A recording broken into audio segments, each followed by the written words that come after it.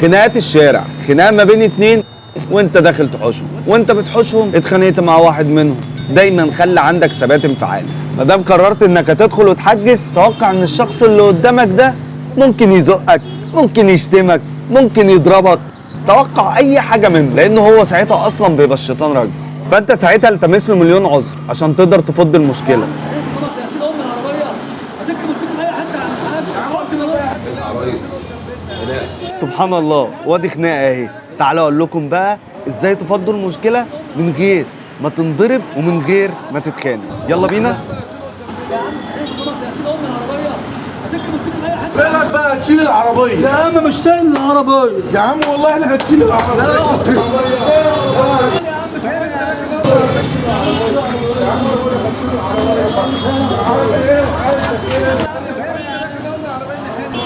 مفيش حاجة.